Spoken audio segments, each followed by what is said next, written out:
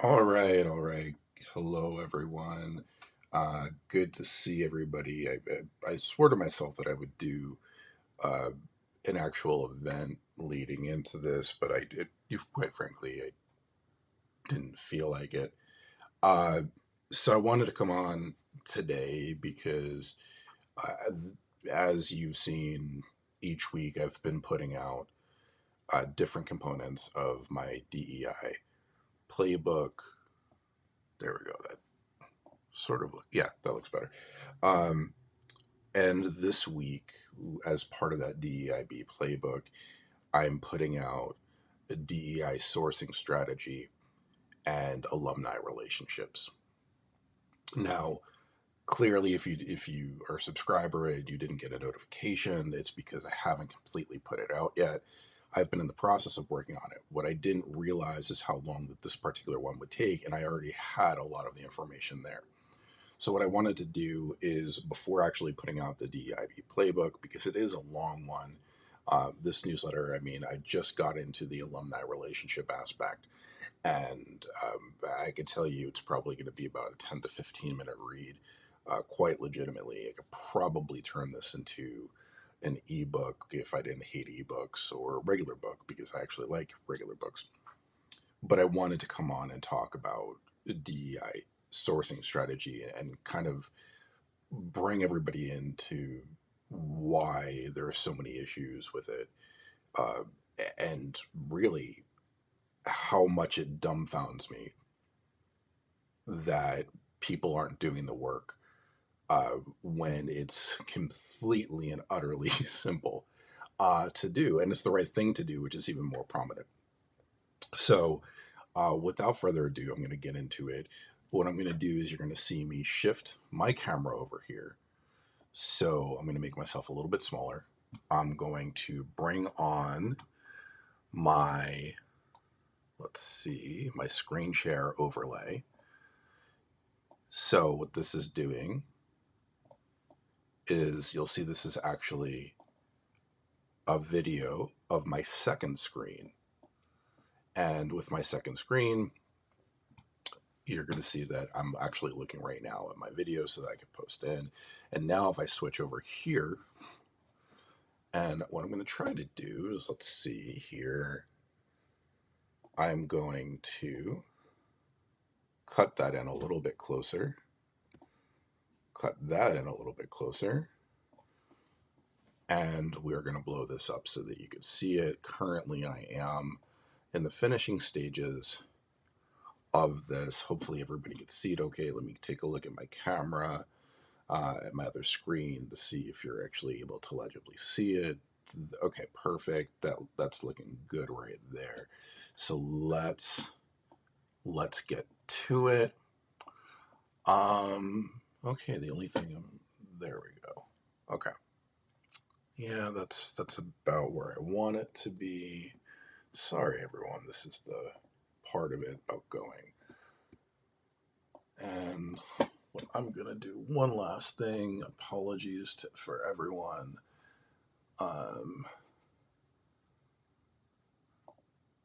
There we go. Just making it a little bit bigger. So you're gonna see that this is still in draft mode. It's gonna go out pretty shortly. I just need to finish that last component. But something different that I started to do with this week in building this is I wanted to be a very, very clear, hey, this is how simple it is. So this is actually a screenshot from a tool called Hireez, Hireez. You're going to see it right here when I push it out. In this top box, this is part of a Boolean builder. And within the Boolean builder, there's a section that says diversity. Within this, you're going to see underrepresented groups or and. So what that means is if you wanted software developer and woman, then it would be that, or woman.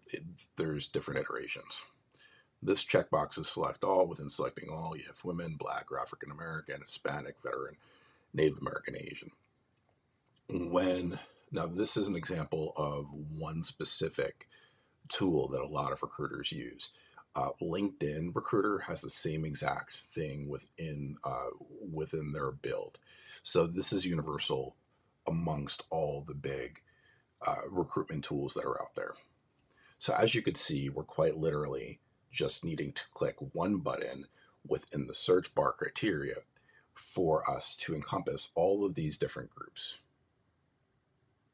This is why I think it's so dumb that more recruiters don't search for diversity. I find it even dumber that we need to have DEI recruitment teams. And before I paint out the picture of how you actually build and do the diversity sourcing, let's touch on that a little bit. So again, I'm giving you all the information, and included in here is a screenshot from Hireez where it actually talks about the diversity sourcing aspects. So let me be very clear on something. Sourcing is sourcing. If you're a sourcer, it's your job to source for diverse candidates. There's no exceptions. There are no job descriptions that make you immune. If you are looking for the best candidates, all candidates must be considered. The entire idea of DI recruitment teams puzzles me. And the reason it puzzles me is because if there needs to be a DEI recruitment team, then that's covert admittance that sources of recruiters were trained to hire with bias in the first place.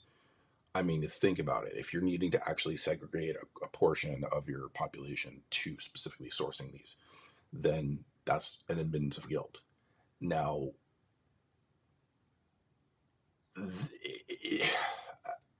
there are a lot of aspects. There's a lot of different strategies to diversity sourcing. I'm just giving you one or two within the confines of this newsletter. And there are strategies to use, but as recruiters, that's part of it. Learning and adapting to utilize different strategies is part of being a recruiter. Especially when you're trying to look for niche job titles, when niche programs, all of these things come into play. So learning to utilize these tools and groups is fairly rudimentary, and I'm very direct and very honest about that. Celia, you know what? You're right. It is sad that not many recruiting tools use trans and gender diverse groups within their intersectionalities. I do think that's coming.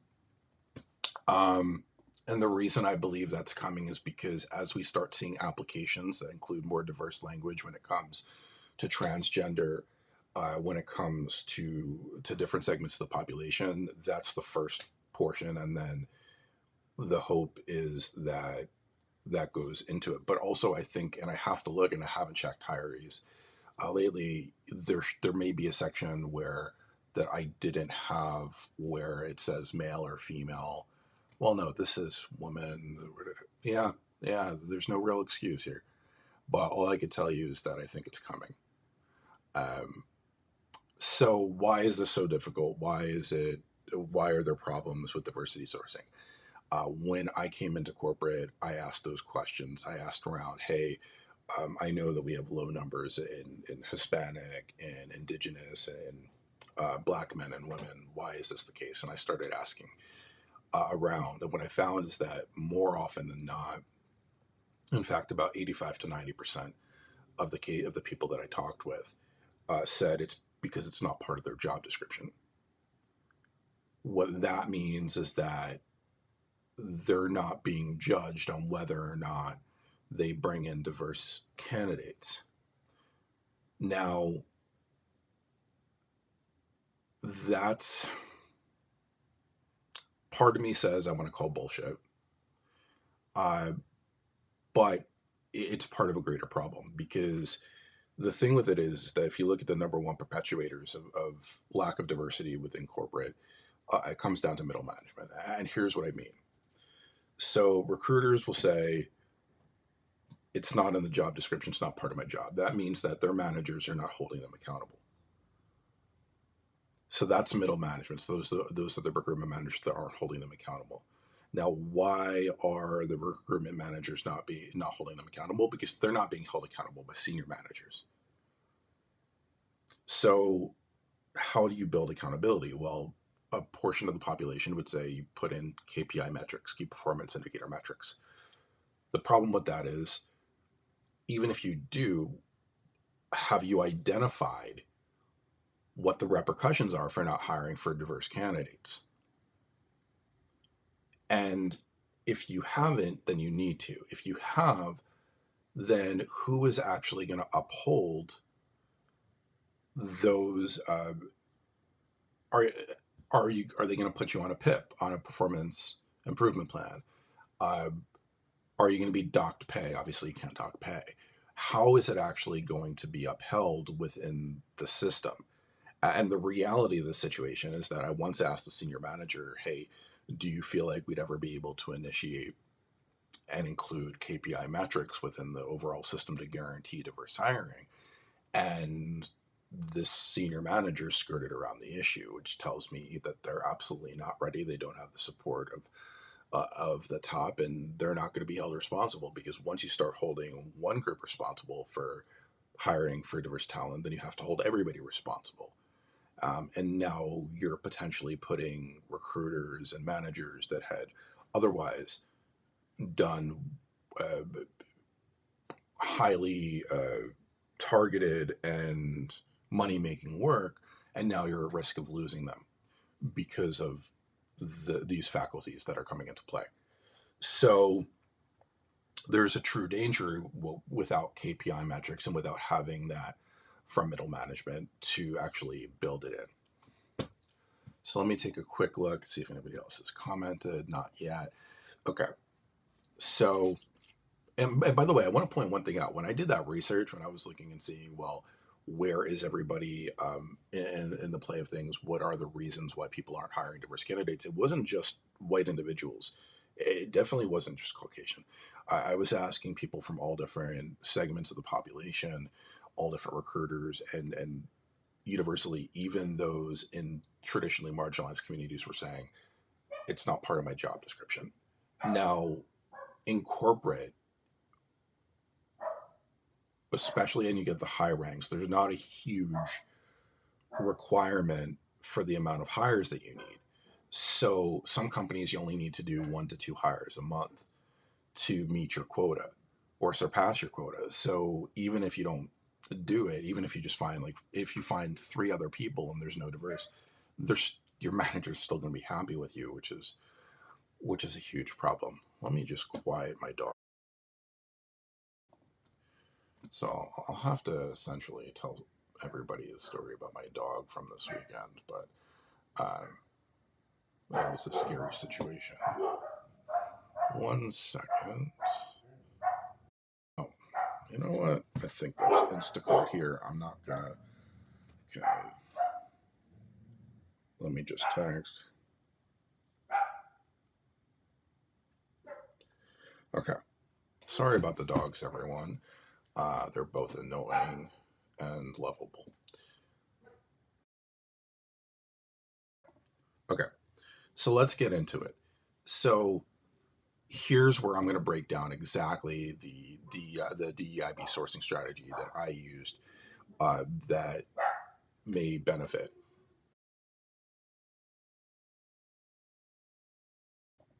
Damn dogs. Jack Russell Terrier. Okay. So when I found out that we were behind on metrics, when I found out that we were low, specifically on Black men and women, and I did the deep dive, uh, I really tried to ingrain myself with, well, how can we best not solve the problem, because I don't want to call anybody of specific a problem, but what I did do is, how can we come up with a solution? One of the things I looked at was, I remembered a statistic, and I don't remember the exact numbers, but that people that go to college typically stay in that area for about 5 to 7 years after. And the reason for that is because when you talk about those colleges and universities, you're talking about, that's where they have relationships with employers. So they're able to stay in those areas, especially when it comes to uh, urban areas. So, knowing that we were low on Black men and women, one of the things I looked into was HBCUs, which is historically Black colleges and universities. So, what I did, and let me see if I can pull this up, is I pulled up this website, which I provide everyone in here. And this is an HBCU map. It has the locations of every single HBCU in the country. Now, when you're sourcing, each sourcing tool will come with an area where you could put in the geographic location and how close or how far away from that geographic location you want to be to find candidates. Now, if you're sourcing for a very niche, if you're looking for a very small number of finite candidates, you may look just in like a 1 mile radius. As you're trying to build bulk, especially with large groups or job requisitions that there's a lot of competition for, then you create larger pools. So in this specific case, if we look at, let's say, Alabama, wrong direction, here we have all of these different HBCUs with these little marks on them. Now, I don't know the exact distance, but I know that a bunch of these, if I went and said, okay, I want within 50 miles of Birmingham, I might have 3, 4, 5 different HBCUs. Now, when there's 100 and some HBCUs, the best way to do this would be narrowing it down. So to narrow it down, if I do it by geographic area and I say, okay, well, I'm going to source in 50 miles around Birmingham, that's going to cover me for 5 different HBCUs, then that takes away from the overall total of searches that I need to do to pull information. So in my specific scenario, I think I wound up looking and sourcing through, I believe it was 30 different areas, and each state had between one and two searches, and not every state um, is going to have HBCUs. Although, interesting note, St. Martin actually has an HBCU. Um, where I wish I knew where St. Martin was on the map. Apologies. Yeah, I'm not gonna search too far for it. Okay, so now I have my list of HBCUs. I've broken it down, and I've basically curated uh, a list of these different recs. Let me see. Um, so now what do I do from here? So what I'm doing is I'm exporting all. So now I go on Hirees, and I've made a list of these. So these 30 different searches. I'm going to export them as Excel files. That brings up a lot of data. Like, it's not just, name, relevant location, so on and so forth. What I'm actually doing is I'm pulling all of the different data and I'm breaking it down. So what exactly do I need? I am looking for name, title, location, open to work, visa status, current previous companies, languages spoken, if you're looking for, uh, and I'm looking for required or preferred skills. But for the actual, so those are the things I'm looking for in the Boolean. Um, for this purpose of the actual search and breaking this down, I'm really looking for full name, experience, LinkedIn profile, and the job title.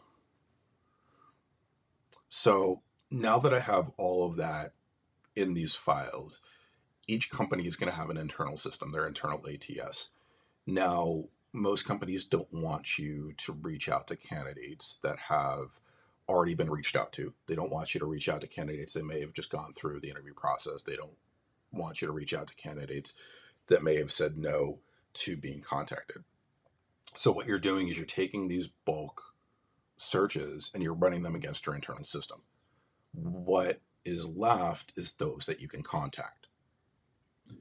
Now, most recruiters, or a lot of recruiters, especially that do mass searches, um, there's a habit of doing templated emails, because right now, from here, now that you've broken all this down, you could quite literally take these names and emails and create a mail merge and send out a templated messages.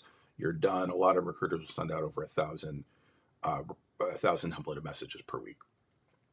But with diversity populations, there's a heightened sensitivity. So we need to take it a step further. So let me break down the numbers. Within my search, within all these different criteria, I may have had, and I'll have the numbers in a little bit, but I may have had 30,000 people to start with. Now I break it down through my system, my integrated system, and I have, let's say, I don't know, 10 to 15,000 left. So now I have these 10 to 15,000 left after eliminating those that I can't reach out to. So now I'm pulling and I'm saying, okay, well, how can I further accentuate and figure out who's going to be right for these specific roles, who's going to be wrong for these specific roles? Well, Boolean searches aren't the be all end all, and they make mistakes. It's one of the reasons that leads to ghosting when people send out too many templated messages. So now what I'm doing is I'm going through and I'm looking at all the available candidates, and I'm going through their LinkedIn. And a couple things I'm looking to stand out. One is, are they in positions of leadership? Are they in the same company? I'm looking to see what kind of additional experience. Another thing I'm looking to see as a recruiter is how put together are their profiles, and then the about section. The about section is pretty important because this is where I figure out if they're going to add to culture or not, or if they're just going to be a culture fit. And I am a big proponent of culture add. I'm not going to get into the differences right now because this is a long way to go. We're still fairly early on. Um, but I'm looking for people that are going to stand out. So now what happens is I may eliminate another 5 to 10% of that 10,000. So there may be a couple thousand, 2,000 that are eliminated for a couple of factors. One, that they're no longer in the role, but also you may find that they've shifted to different roles. Now, a portion of that can be held on and put in a separate file. And if they're qualified, you could send them to other members of your team that are working on those specific roles, because right now we're focusing on one specific job rack. So we do that. So now we start with 30,000, we're down to 10,000, 10,000 to 8,000. So these are from 30,000. We have a prime number of people that we can now work with that are qualified, that are Black men or women. And of course, there's going to be some other communities spread in that within the Boolean search. So how do we reach out? Well, that's a lot of messages. So this is a team thing. You want to have your team, and you want to look for commonality. Like, you don't want to have. It's hard to write personalized messages for every single person, but if you could find commonality and really make it personalized as much as you can, then great. So you have 8,000 people. You send messages to them. There's only an expectation that maybe 10 to 15% are going to respond. So under the assumption of that, so let's say we have 8,000. 8,000 times 0.15 is 1,200. So now we've gone from 30,000 to 10,000 to 8,000. Now you have 1,500 respondents. Sorry, 12,000 people respond. So now you take these 12,000 and you go on for, you schedule them for screening calls, whatever the case may be. Some you find out are a good fit, others may not be available. So from there, you break it down even further. Once this is done, I would say you have anywhere between 7 and 800 qualified candidates that will go through the screening process. What's left are those that are going to actually move through the interview, because this is about interviewing. So this particular project that I worked on, that I set up, which had similar data, we accomplished within a month. So a month from the start of this, we had something along the lines of 150 to 200 Black men and women that were going through the interview process post-screen. Now, I mentioned before that most corporate recruiters only required to get 1 to 2, maybe 3 candidates per month. And you have 150, 200 people amongst whatever size team it is. Even if you only got 10 of those people offers, which is less than 15%, that's still a huge influx for one specific division and one specific company, for one specific segment of the population. Now, obviously, there's a responsibility to create equity within. There's a responsibility to ensure that people are getting paid what their value is.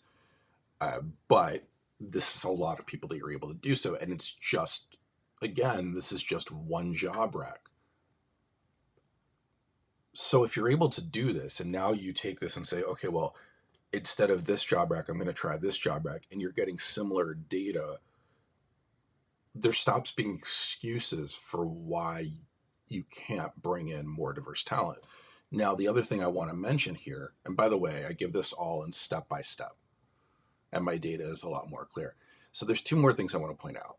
One of them is that for a lot of recruiters and companies, one of the reasons it's beneficial to really source within these segments and within geographic areas more so than the communities is because you get to identify if you've oversourced a specific geographic area. What I mean by that is most companies will source heavily in areas surrounding their hubs.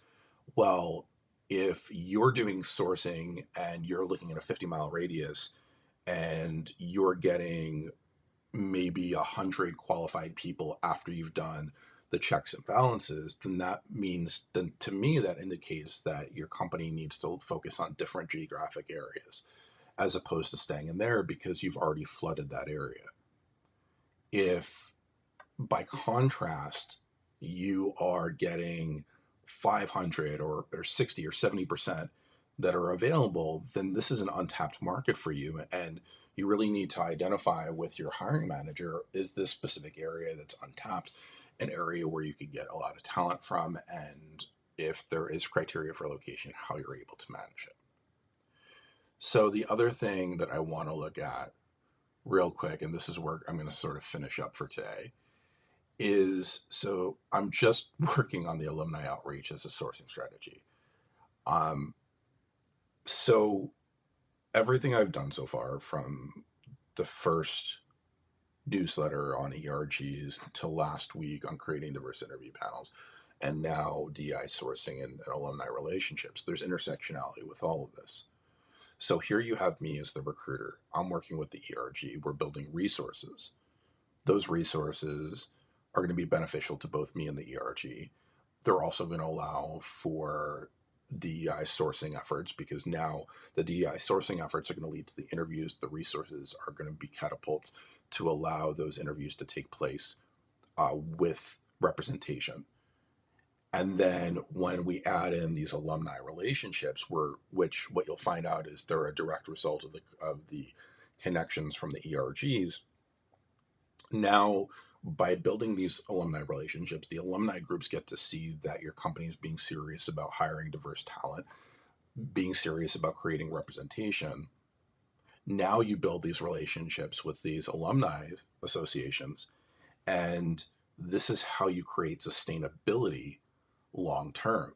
Because now, once you leave, even if you leave, the company, the connections with the ERGs have already been established. The resources have been created. The DEI sourcing strategy has been set into motion. Everything's cataloged. Everything is there. And then you add in these alumni relationships. Now you have consistency and continuity as you keep on going. And this is why we have to keep sustainability at the heart of everything that we do within DEI sourcing.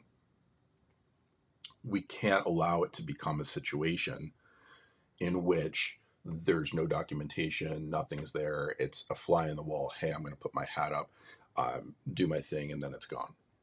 That's not the way that this works in an equitable and fair society. So all of these things need to really come into play to build it out. So again, I'm going to be putting this out later today, but this was one example of the way that I utilized a specific DEI, diversity, equity, inclusion, belonging sourcing strategy in order to be able to bring in diverse talent. Now, other things that you could do is you could look at urban areas, you could look at areas that are traditionally have high levels of Hispanic communities, uh, indigenous, so on and so forth. And then you're able to build these pipelines. The only thing I would say with those is that you want to make sure that there's no barriers to entry. So if you're having issues with um, job requirements, and for instance, if there's a prerequisite for a degree, but that degree isn't actually specific to the job role, it may be worth considering and going over with that hiring manager, is this really needed? Because when you remove that barrier, now you have people that may have taught themselves and are extremely credible talent. Now they have an ability to get in and be part of that culture add that we are talking about earlier. That's also when you get people that are doing it for the love of the job. And when you have a combination of people that have gone to school that understand the philosophy, but then you also have those people that have grown up saying, hey, how can I fix this problem? And then did it on their own. Now the two parts come together, and you have a body of workers in place that complement each other and can really solve anything. So again, this is my philosophy on it. It's really important that we get through this philosophy. Now, I'm going to be very frank with you since we're talking. Um, I wasn't able at my former employer to implement the alumni outreach. However, what I can tell you is that thanks to my good friend Sharita Washington, I had access to all the heads of every HBCU alumni association in the country. And a lot of that, and the reason that it works with ERGs, is because those that volunteer for ERGs, and remember it is voluntary, have a tendency to be involved in other organizations, including alumni groups. So there's direct correlation between one and the other. And again, this all comes together with intersectionality. I think it's my new favorite word. I'm going to pay somebody to tattoo me in Chinese with intersectionality, and it's probably going to come out saying you're an asshole. Um, but that's not here nor there. So this is my diatribe. This is my philosophy on DEIB sourcing. Again, there's nonprofit groups that you could talk to. There's all different. There's just one iteration of a larger scale solution that's able to be implemented. If you need help, if you have any questions, feel free to reach out. I'll be putting this up as soon as I complete the alumni outreach as a sourcing strategy section. I'm going to probably go on my I'm probably going to do a workout as well, so it may not be until a little bit later on today. Now, I'm going to be self-promoting for a second. I am still looking for an opportunity to get back into corporate, to utilize my strategies and other strategies to help bridge gaps and make moves. If you are looking for someone, if you know of anyone that has openings as a senior DEI PM in people ops, anything that's going to be able to have long lasting and sustainable effects and would benefit from the knowledge I'm sharing here, as well as the first two editions of the DEIB playbook, please let me know. Reach me at ask@danrothconsulting.com. Connect with me. Y'all know how to find me. In the meantime, I appreciate all of you. Thank you for being part of my journey. And I hope that once I relaunch The Rising with Dan Roth, y'all will be here just as you always have. So let's see, what kind of music do I want to play us out with? I don't know.